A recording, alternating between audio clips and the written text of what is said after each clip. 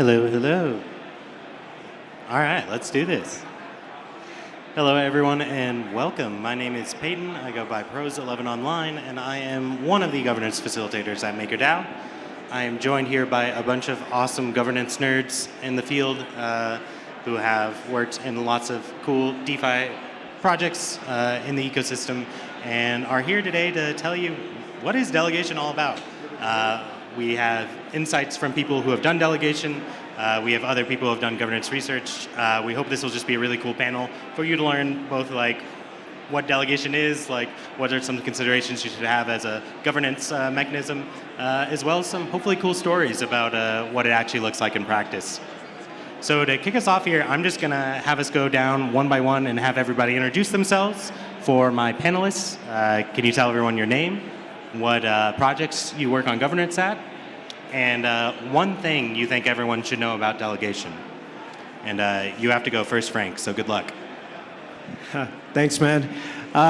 Good afternoon, everybody. My name is Frank. I represent Flip, Flop, Flap Delegate LLC. These are all co-functions in the MakerDAO smart contracts. So yes, I'm with MakerDAO. And your question was? Can you name one thing you think the audience should know about delegation? Oof. Political, feisty, nerve-wracking, stressful, but rewarding. Rewarding because we're trying to build something unique, and hopefully we're writing the playbook for many DAOs to be able to follow the same lead. But it's been quite the adventure, and we have a lot of work to do, so I'll leave it with that. Hi, ladies and gentlemen. My name is Raphael. I'm with Flipside Crypto and Flipside Governance Arm. That's one story, one quality. Just one thing you want to tell the audience about delegation, just right off the bat. What should they know? So I think delegation on an abstract level is simply representing the wishes of the people who delegate to you. Then the deeper question is, how does that communication work, or does it work at all? But I think we can keep that question for a later time, and I'll pass it over to my esteemed colleague Justin Case. Thank you there, Raphael. Like you said, I go by the handle of Justin Case, obviously not my real name. I'm an independent delegate. I do not represent an organization. And I think the good thing about delegation is that it allows you to bridge that information gap that you can quite often find in this space. Because it's really hard to be an expert in every field, but delegates can help trying to tie these loose ends together, because you have people who are dedicated to actually going into the details of every case and making informed decisions. So I think it benefits both token holders and the ecosystem as a whole. The audio is really bad here, right? I can't barely hear anything. Okay, hi, my name is Tim. I'm with MakerDAO for, I don't know, a couple of years. I've been running as a solo delegate for about a year and switched my role recently to just advising another delegate entity, so I'm out of the fire, I hope. So what is delegation, or what was the original question? One thing they should know about delegation. Well, if we wouldn't have voter apathy, I think there would be no need for voter delegation. It's fighting voter apathy, I think, or compensating against it. Hi, I'm Meg. I'm actually not a delegate. I'm on the other side of the table building governance systems internally at DAOs, including Metrics DAO and Rehash DAO. One thing about delegation is I think it's inherently a political system. And so designing better delegation systems is like designing better political systems. Awesome. Hopefully that gives you a chance to know who's talking to you today and a little bit about their backgrounds. I think we're all familiar with just the vague idea of delegation, right? When it's not political, the idea that you want something done and you need to have someone else do it for you. But it really does take on kind of a different life of its own when you bring in token governance, community decisions, and all these other things to delegation. So I might actually reverse the order and start with you, Meg, and ask you governance design and delegation, like what should people be considering? Like what drawbacks and what trade-offs are they making when you go from a system that has delegation, or from one that doesn't have delegation to one that does? Sorry. Yeah, oh, that's such a great question to start off with. I think the major pro when you go from a system without delegation to one with delegation is that you are combating voter apathy a little bit, and most importantly, you're bringing in subject matter experts, hopefully, on the issues that are super relevant and important to your DAO, but you may not have a ton of subject matter experts in those subjects in your community. On the other side, a lot of people talk about delegation as a way to prevent voter apathy, and we do see ways in which we can combat voter apathy with delegation, but I think that's only when delegates are A, incredibly active. We have a lot of seat filler delegates right now, and B, that they're incredibly communicative with the people that they're representing through their delegation. And so that's the major danger, I think, of delegation is disconnect between delegates and the people that they are representing. That's such a cool thread, and Schuppi, I will come to you, but go for it first. Yeah, I'm just not, I don't know, I don't think this disconnect is a new problem, because I think we had this problem before, and now we have it. I mean, we could solve this problem by having a really active conversation between delegators and delegates, but at least from my perspective, this is not happening at all, because most people delegating actually just don't want to interact. So I don't know if this is really a new problem. I don't have any intelligence to add to this question, to be honest. I'd rather skip over. You have something, Justin? No? No, I'll give you a little prompt, actually. So what's really interesting to me about delegation is ultimately it's a coordination mechanism, right? There's two sides to this. So we talked about one side of okay, there's delegates that don't even vote, right? Fortunately, we have a recognized delegate program maker that has done pretty good with ensuring voter participation. You guys are obviously delegates that participate a lot. But I'm curious, on your end, what are some of the challenges going back the other way, where it's how much feedback do you really get from delegators? How much reach do you feel like you can actually get to token holders, especially ones that you're not intimately familiar with? Yeah, I'll grab that shortly, because I think that's an excellent point, especially when you touch upon designing delegation systems.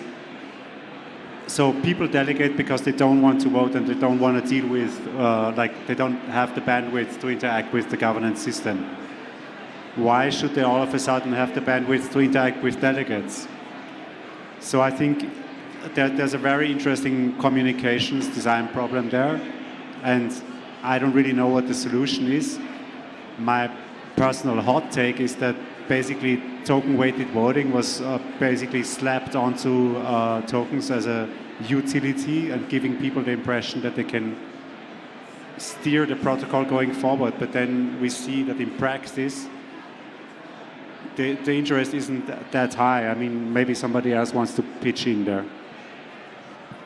Yeah, I'd like to jump in here as well, because I think there's fundamentally two different ways you can look at delegation. You can either look at it as your personal representative on whoever is delegating tokens to you, or you can look at it as a broader role where you're trying to make the best for the protocol on a larger basis, right? And you, as a delegate, try to put your mind to it and make the best kind of decision for the system as a whole.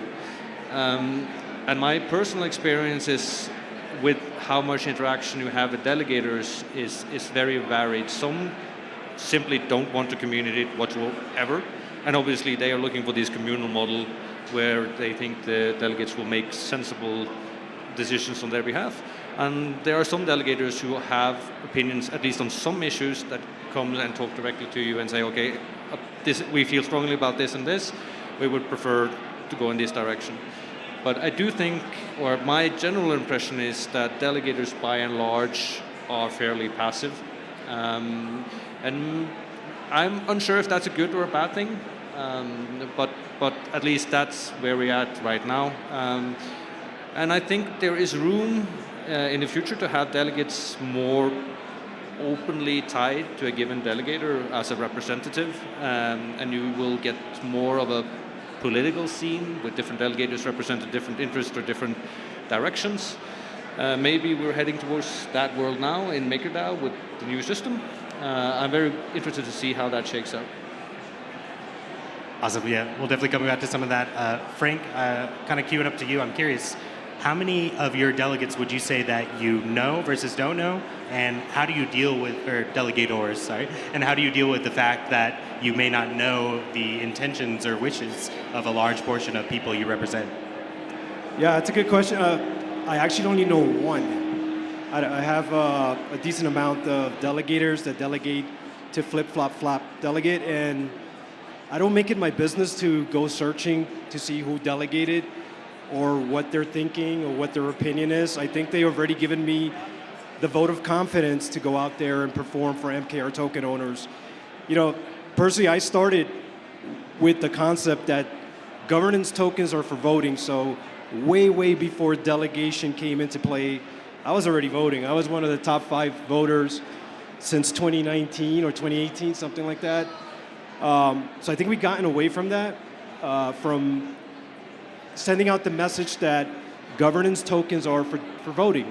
That's what they're for. So there are communities out there who do get a large turnout without delegates. I'm super happy when I see that. But yeah, I have no communication whatsoever with the delegators that delegate to my platform.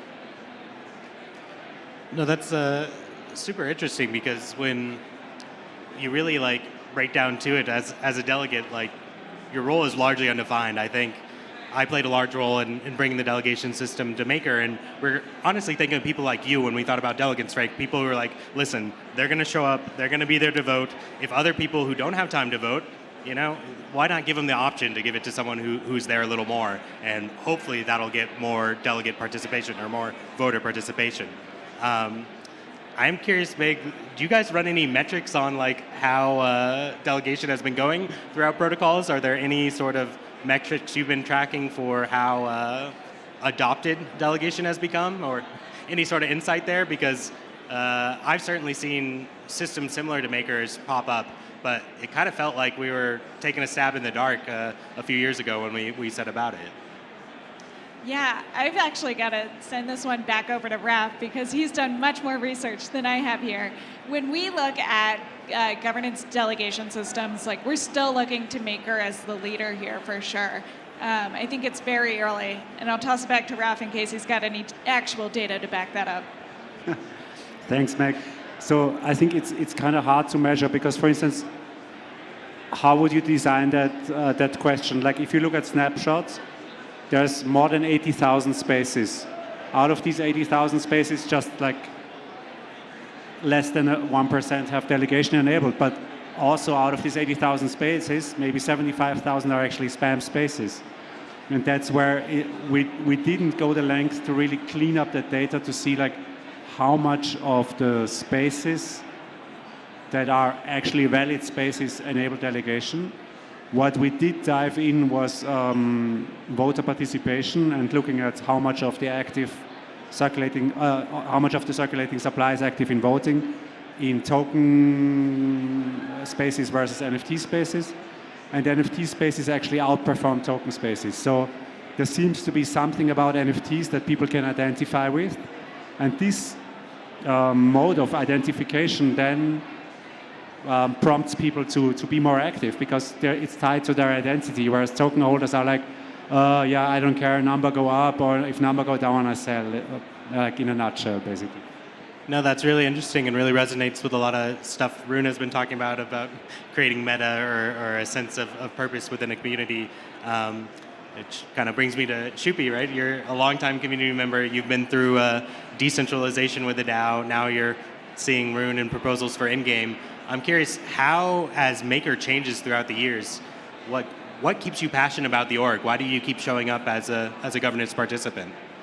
So for me, it's basically a social experiment that we are running. It's not so much about the product or the service that we deliver, but more about how we organize ourselves as an organization.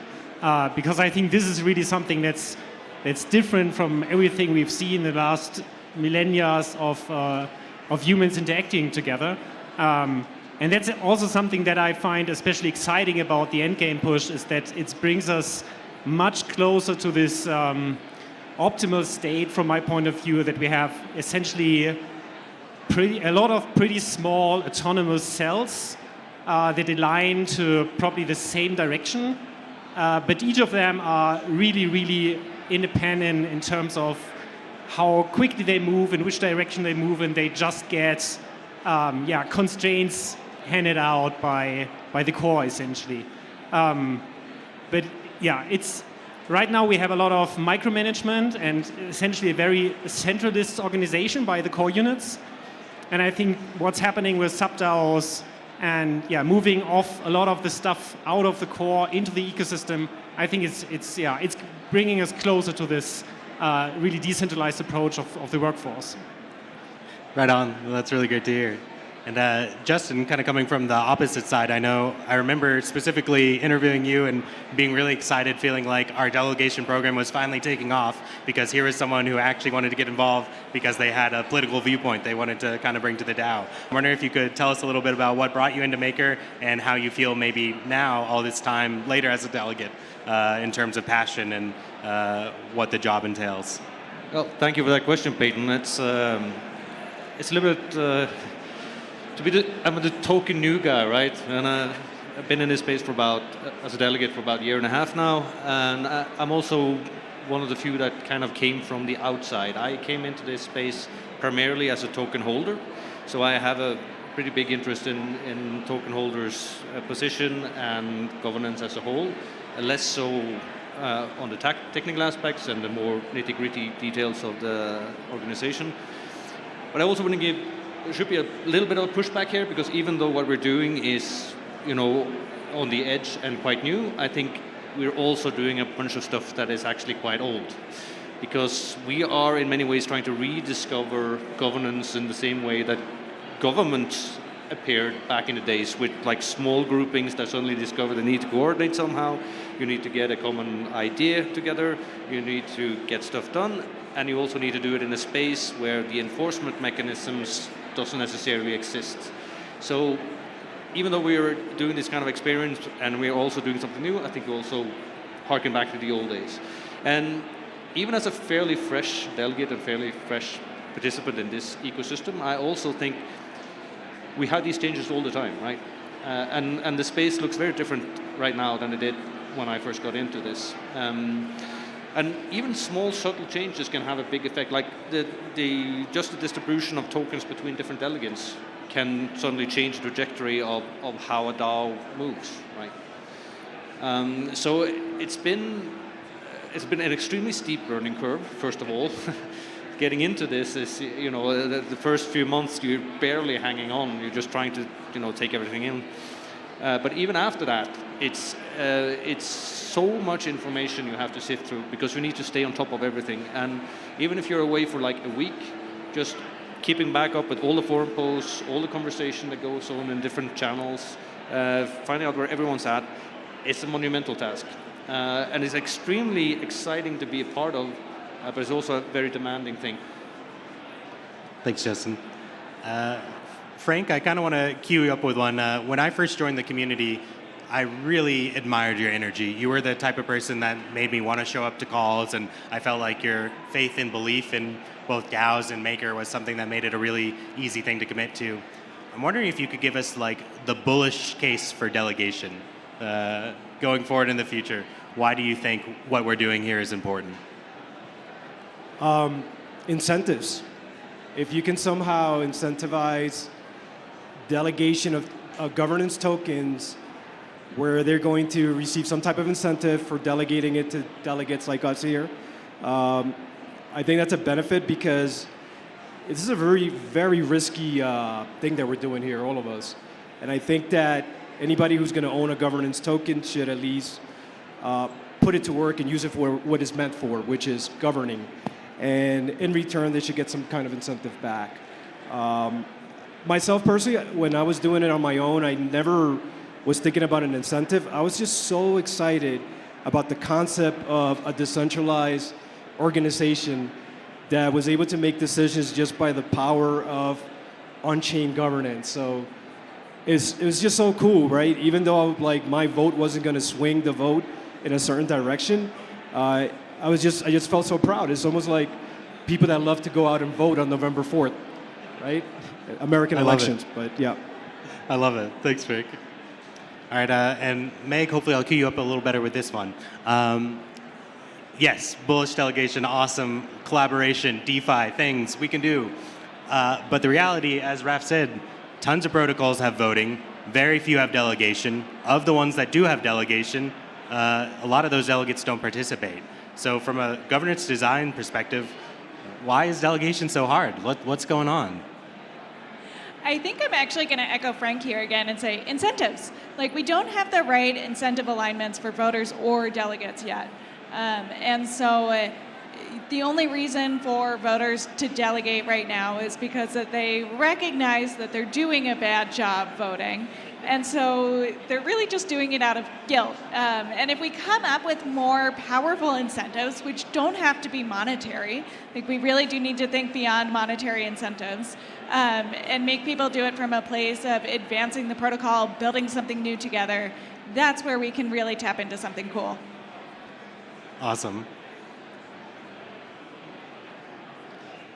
So we got just a few minutes left on our panel here. I'm wondering if, particularly for some of the delegates, if you guys have any regrets with how your delegation has gone so far. Particularly if you have regrets about how the system was set up, I'd love to hear them. Yeah, it's kind of a hard one, so I don't want to make someone go first. But if no one volunteers, it's you, Schuppi. So maybe I'll just throw one thing in there, and that's, I think delegation has been awesome in a lot of ways for us, and helped us learn a lot about how DAOs operate on a very high level, which is great. I think in some place it's has become this weird middle manager function where you are also caught between a rock and a hard place, because basically on the one side is the workforce or the contributors who actually run the DAO, and on the other side are your delegators that don't even talk to you, but then are also mad if you make the wrong decisions. And this is a weird dynamic that I never expected to see in DAOs, and reminds me more of corporate life. So if we could streamline that process a little bit, that would certainly make me more bullish of the future of this particular model. What was the question again? Do you have any regrets? Regrets Yes. becoming a delegate? Well, I think the main point to fix about delegation is not really about the system, how we do delegation, it's about attracting delegators. Because I think every point of con you would put on the list for why delegation sucks right now will be solved eventually automatically as soon as we have really lots of delegators in there. Because then we create basically a free market on delegates, and then the best fitting delegates will survive, and the ones that are just there for the money will not survive. But as long as we don't have a lot of delegators outside, and I think we are not a lot better than we have been a year before. Essentially, we have Rune and then nothing, and then one small VC or two small VCs, and that's it.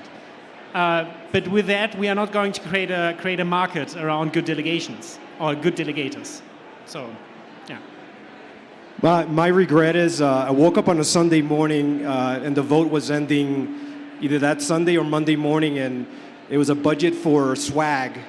It was 800,000 DAI. It's a lot of money for swag. And I kind of had like the voting weight to swing the vote a certain way. And when I think about it, I probably shouldn't had allowed the DAO to spend that much money on swag. But I'll take the hit on that. You know, sometimes you make the wrong choices, so that's probably one of my regrets. But and if you're wondering why we have drinks on stage, is because we have this shameless plug. We have this little vlog or one-day podcast, hopefully, called Drinks with MakerDAO Delegates, where we want to start interviewing everyone in DeFi. So soon you come to be on. rebranded as MakerTube on Lens. MakerTube.lens coming soon. And yeah, you can have any kind of drink. It doesn't have to be alcohol. It could be tea, could be cafe. So hopefully you guys will join us, but we're running out of time. Any last parting words? Just wanted to thank everyone for coming out to the panel today. Cheers to our panelists especially. And yeah, just a little reflection on how much easier life is in retrospective. So don't be too hard on yourself and go back out there to building cool things. Thanks, everybody. Cheers. Thank you.